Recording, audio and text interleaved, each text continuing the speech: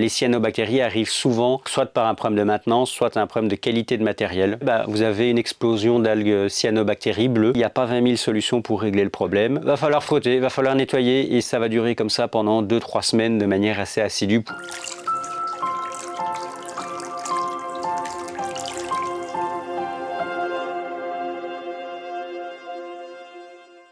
Bonjour, bienvenue sur Aquabota. Alors on continue sur la même série de vidéos qu'on a fait par le passé. Aujourd'hui on va vous parler des cyanobactéries, donc des algues bleues. Je vous réinvite à aller voir les deux précédentes vidéos si vous avez des doutes, des questions sur le type d'algues. La première vidéo qui est sur les algues et savoir comment identifier les algues, c'est la toute première vidéo qu'on a fait. Et la deuxième c'est sur les algues vertes et on donne beaucoup de conseils de maintenance et ainsi de suite sur les algues. Là ici on va vraiment parler très spécifiquement des algues bleues, donc des cyanobactéries.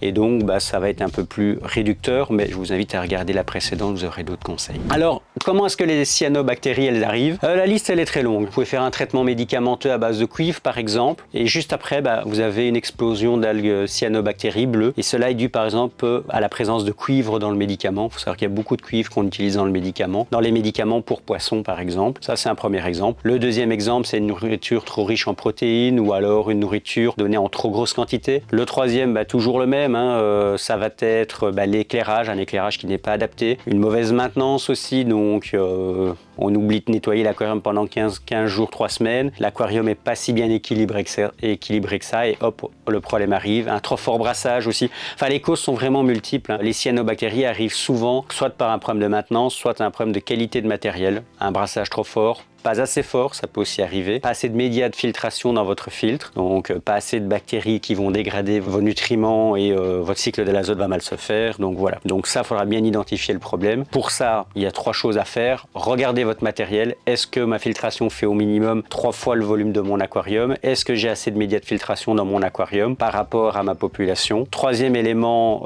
à vérifier, vos paramètres d'eau, la qualité d'eau que vous avez en sortie de votre robinet si vous utilisez de l'eau du robinet, et si effectivement elle n'est pas bonne, je vous renvoie sur la vidéo des osmoseurs, peut-être soit acheter un osmoseur ou alors acheter de l'eau osmosée chez votre marchand. Si vous avez un problème de qualité d'eau, regardez la vidéo sur les algues vertes, on explique vraiment en détail ce qu'il faut en résine et compagnie, il ne faut pas hésiter, voilà. Au niveau des cyanobactéries, c'est une véritable crasse à s'en débarrasser, il faut être honnête. Si c'est pris à temps, le problème se réglera plutôt vite. Si par contre vous laissez traîner le problème pendant 2-3 semaines, effectivement vous allez avoir très dur à les enlever, et il n'y a pas 20 000 solutions pour régler le problème. Il existe quelques produits sur le marché qui fonctionnent bien, et surtout de l'huile de coude. Va falloir frotter, va falloir nettoyer, et ça va durer comme ça pendant 2-3 semaines de manière assez assidue pour que le problème ne se reproduise plus. Mais comme pour la vidéo sur les algues vertes, je vous le rappelle, la première chose à faire c'est d'identifier la cause. Paramètres d'eau, éclairage, maintenance et matériel technique, donc filtration et ainsi de suite. Regardez notre précédente vidéo, vous avez toutes les infos dedans. C'est la même chose. Maintenant passons vraiment pour régler le problème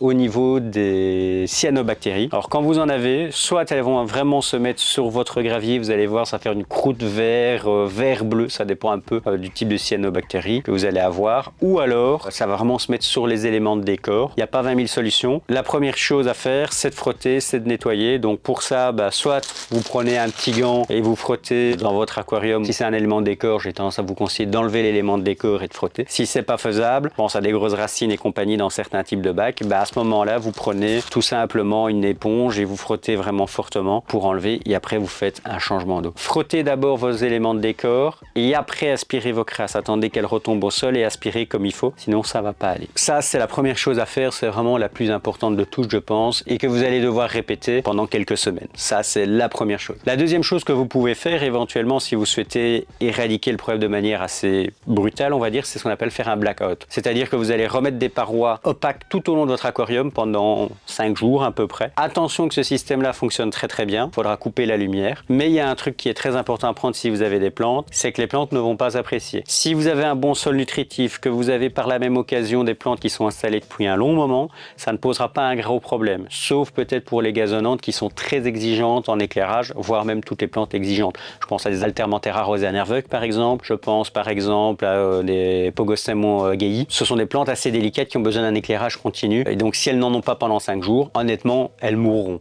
Mais ça permet vraiment de régler le problème de manière définitive. Après 5 jours de blackout, vous allez voir que les algues seront mortes. Si vous avez des plantes que vous adorez, que vous avez un autre bac, il sera peut-être bien de les enlever, tout en faisant attention de ne pas prendre les algues cyanobactéries avec dans un autre aquarium. Donc ça, c'est à vous de peser le pour et le contre. Est-ce que je laisse mourir entre guillemets ma plante dans le noir, ou est-ce qu'à ce moment-là je prends la décision de sauvegarder ma souche de plante quelque part et de traiter à part, ou voilà, ça c'est à vous de voir un peu ce que vous souhaitez faire, mais prenez ce facteur-là en compte si vous décidez de faire un blackout. La troisième chose que vous pouvez faire comme traitement, c'est tout simplement le Bioexit Blue. Alors il existe aussi Algexit Blue en France, je sais qu'il existe encore. Nous on ne le vend plus en Belgique parce que c'est interdit à la vente. Le Bioexit Blue est autorisé à la vente en Belgique et donc on a décidé de le vendre partout. C'est quasi la même formule que l'autre et il fonctionne tout aussi bien. Mais gardez en tête si vous utilisez le Bioexit Blue de chez Easy Life que c'est un traitement à long terme. Long terme, j'entends ça 7 à 15 jours, voilà. C'est pas un produit miracle. Je sais qu'il y a de temps en temps certains marchands qui vous disent « Ah tiens, voilà un produit miracle ». Ça n'existe pas. Si vous cherchez de la poudre de perlimpinpin, ça ne fonctionnera pas. Donc voilà. Ça, c'est un traitement à long terme qui fonctionne plutôt pas mal.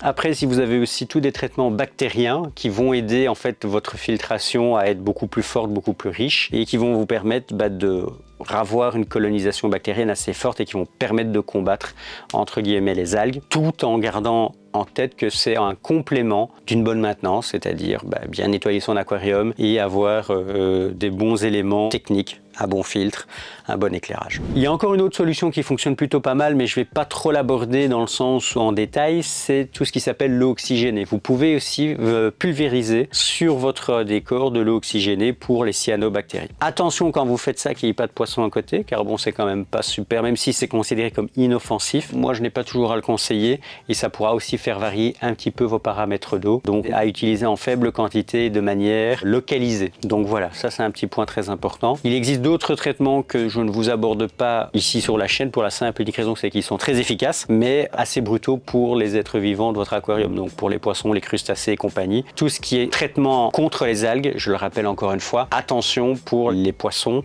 assez sensibles.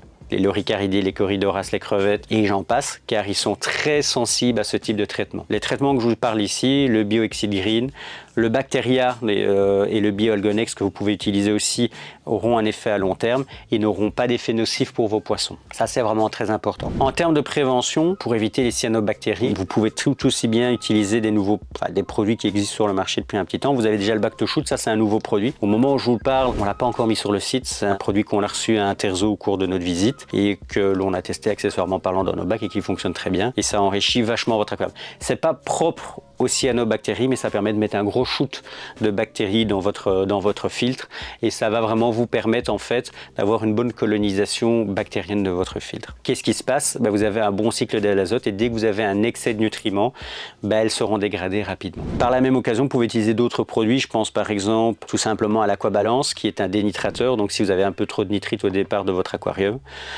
ça va vous aider à booster un peu les choses et à résoudre le problème. Et en entretien, vous avez le blend, Special Blend, qui est aussi pas mal efficace et qui sont des solutions, j'aurais tendance à dire préventive et non curatif. Si vous êtes sur du curatif, vous irez sur le Bioexit Blue et le Bacteria, mais comme je vous dis, c'est 15 jours, 3 semaines de traitement. Si c'est juste des petites taches localisées, vous pouvez utiliser l'eau oxygénée. Et là, je vous renvoie à plusieurs tutos qu'il y a sur Internet fait par pas mal de youtubeurs en fonction du taux et de la concentration que vous pouvez trouver en eau oxygénée chez vous. Donc voilà, ça, je vous invite à bien regarder et surtout lisez tout en détail, c'est vraiment important. Pour le reste, on est toujours sur des conseils de base. Il n'y a rien de plus, rien de moins à dire. Je vous renvoie une fois de plus vers les 2 précédentes vidéos sur les algues vertes que l'on a faites et les vidéos sur comment identifier le type d'algues que vous avez. Voilà. N'hésitez pas à nous suivre sur les réseaux sociaux, Instagram, TikTok, Facebook. On met aussi des petites capsules vidéo et on explique aussi pas mal de choses sur ces médias-là. Et dernier petit point que j'allais oublier, si vous avez un problème et que vous n'arrivez vraiment pas à vous en sortir, aucun souci, vous pouvez nous envoyer un mail, mais s'il vous plaît, soyez très précis dans votre message, vos paramètres d'eau, nitrite, phosphate, nitrate. N'hésitez pas à nous mettre la durée d'éclairage et le type d'éclairage que vous avez et non, j'ai un éclairage LED parce que ça nous aide pas beaucoup. Le type de filtration aussi.